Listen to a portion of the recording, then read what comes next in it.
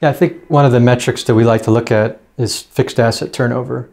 And I can give you an example. So previously we looked at the storage companies, the big cloud storage companies. And what we found there is you'll find that the fixed asset turnover ratio is very constant for those companies. So what does that mean? That means that these companies, in order to grow, continually need to invest in CapEx, that there's no way for them to necessarily grow sales. There's, that type of asset has limited ability to generate sales. And if I want to grow sales, I just need to keep building more and more servers and find more space. And for our purposes, that was not a very attractive business model. So the fixed asset turnover can tell you a lot, that if you compare two companies in the same industry, one has a higher fixed asset turnover ratio than the other, you can surmise that that company is doing a better job in investing in the right assets that are generating more revenues, is one conclusion you can come to.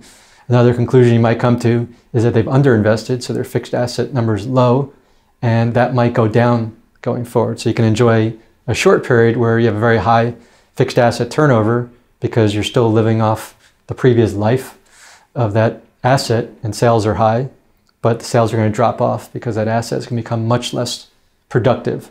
So you need to understand, on top of that, what amount of investing has been done by the company prior to looking at this asset turnover ratio to see, are they doing the proper level of investing? If so, and they have high asset turnover, then you can surmise that they have investing in the right assets, very productive assets.